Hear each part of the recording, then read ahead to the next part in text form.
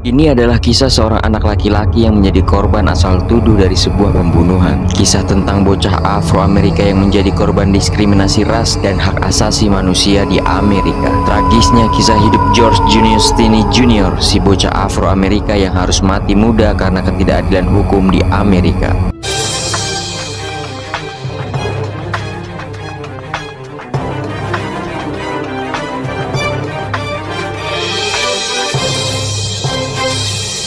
Pada Maret 1944, Betty June Binnicker yang berusia 11 tahun dan Mary Emma Thames berusia 8 tahun dinyatakan hilang. Dengan penuh kepanikan dibuatlah tim pencari yang kebetulan ayah George juga ikut serta menjadi bagian dari tim tersebut. Setelah beberapa jam mencari, ayah George menemukan mayat kedua gadis tersebut. Mayat tersebut ditemukan di saluran air dangkal di hutan wilayah Alcolu, Carolina Selatan, Amerika Serikat. Kabar yang beredar bahwa sebelum peristiwa terjadi nih Ces, dua bocah tersebut sedang mencari kebun bunga yang ingin mereka petik dan kumpulkan. Tapi naasnya itulah hari terakhir mereka bisa memetik bunga. Mereka ditemukan dalam keadaan tak bernyawa dengan adanya bekas luka di kepala hingga tulang tengkoraknya retak. Dengan adanya berita tersebut sontak membuat gempar seluruh warga kota. Polisi pun segera memeriksa tempat kejadian perkara. Polisi juga menginterogasi penduduk yang berada di sekitar wilayah tempat kejadian perkara tersebut dan mendapatkan keterangan warga bahwa George dan saudara perempuannya Amy Ruffner merupakan orang terakhir yang melihat kedua gadis tersebut di sebuah ladang dekat kota Alcolu. Nah,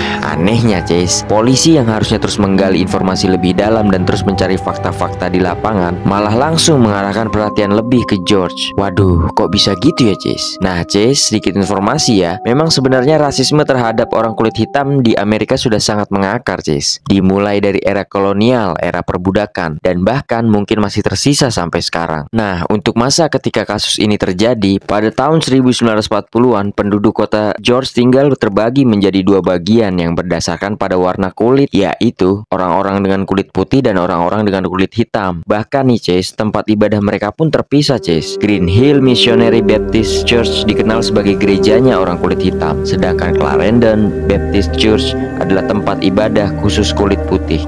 Dari situ aja udah dibeda-bedain Ces. Dan kebetulannya nih, dari gereja Green Hill hanya diperlukan beberapa menit berjalan kaki untuk mencapai selokan dangkal tempat mayat dua bocah tersebut ditemukan. Makanya polisi langsung mengarahkan perhatian lebih ke George sebagai pelaku tanpa tedeng aling-aling. Ya, gak bukan, karena si George orang kulit hitam Ces. Malam sebelum penangkapan George, polisi negara bagian segera bergerak cepat mendatangi rumah George. Polisi memborgolnya bersama saudara laki-lakinya. Sementara dua saudara perempuan George bersembunyi di halaman belakang rumah. Tanpa adanya saksi dan bukti lebih lanjut, polisi pun menggelar interogasi singkat pada malam itu dan menyatakan bahwa George telah mengakui perbuatannya. Gila kan Ces? Parahnya Ces, interogasi polisi pada George dan saudara laki-lakinya tersebut dilakukan tanpa kehadiran orang tuanya, yang kebetulan orang tuanya sedang pergi pada malam itu. Gawat kan Ces? Bukan hanya gawat sih sebenarnya Ces. Masalahnya saudara-saudara George yakin bahwa pengakuannya itu merupakan manipulasi pihak kepolisian. Saudara-saudaranya berkeyakinan George hanya dijadikan kambing hitam dalam kasus pembunuhan sadis ini. Saat itu polisi mengatakan bahwa George mengakui telah membunuh keduanya karena Binnicker menolak untuk berhubungan badan dengannya.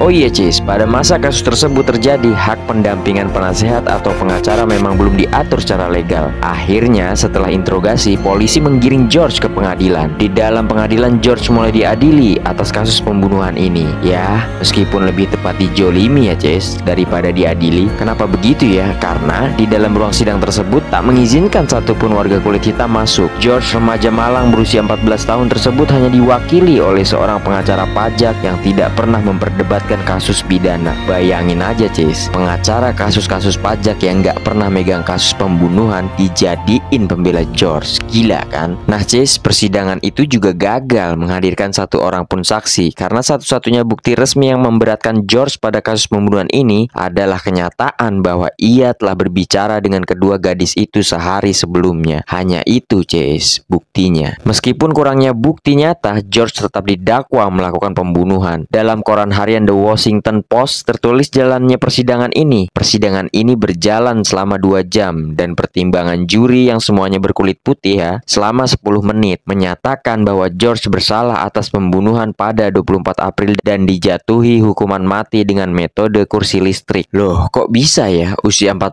tahun dijatuhi hukuman? Jadi gini, Cis, hal tersebut sah secara hukum karena pada saat itu usia 14 tahun sudah dikategorisasi sebagai usia tanggung jawab pidana, Cis. Ngeri ya, Cis, hukuman mati dengan kursi listrik. George akhirnya dieksekusi pada 16 Juni 1944, hanya 83 hari setelah jenazah Betty dan Mary ditemukan. Ia disetrum di penjara negara bagian South Carolina dan menjadi orang termuda yang dieksekusi di Amerika Serikat pada abad ke-20. Ketika hari eksekusi terjadi, masalah perawakan George yang kecil membuat tali kursi listrik tidak pas untuknya, sehingga George harus duduk di atas Alkitab agar sesuai dengan kursi listriknya. Duh, kacau ya, Cis. Alkitab dijadikan bantalan dudukan. Kasus ini sebenarnya banyak membuat marah para pembela hak-hak sipil karena banyaknya kejanggalan di dalamnya, Cis. Dan beberapa tahun setelah kejadian tersebut, sejarawan George Frierson mulai mempelajari kasus ini. Ia juga menemui mantan teman-teman satu sel George, Wilford Hunter.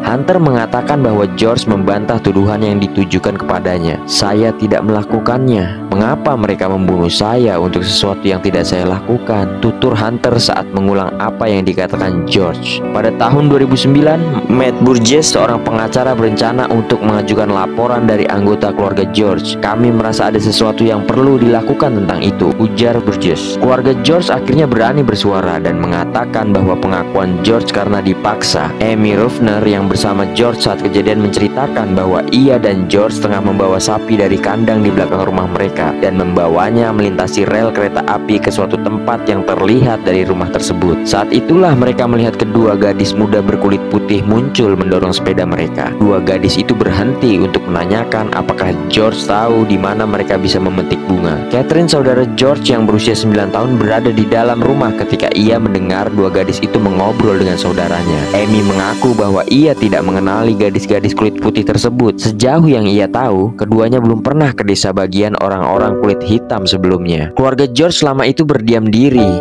menutup mulut karena mereka ketakutan, Cis. Nah, karena semakin meningkatnya tekanan dari para pendukung George, akhirnya pada 17 Desember 2014, sistem hukum Amerika Serikat meninjau kembali kasus tersebut dan hukuman terhadap George Stinney Jr. dibatalkan oleh hakim pengadilan wilayah yang mencatat bahwa George belum menerima persidangan yang adil dan hak konstitusional amandemen ke-6-nya telah dilanggar, Cis. Ya, 70 tahun setelah dihukum mati, George Stinney Jr. dibebaskan secara hukum. Memang sih telat ya, Cis, pembebasan George secara hukum, tapi setidaknya kebenaran kalau George tidak bersalah terbukti, Cis. Rasisme merupakan suatu paham yang membenarkan dominasi suatu kelompok ras tertentu terhadap kelompok lain. Rasisme harusnya menjadi masalah bersama, karenanya lah rasisme bisa mengakibatkan konflik terbuka baik kehidupan bermasyarakat maupun bernegara. Oh iya, Cis, bukankah manusia tercipta dari tanah? Lantas kenapa kita bersifat langit yang tinggi dan pongah, menganggap rendah apapun yang berada di bawah?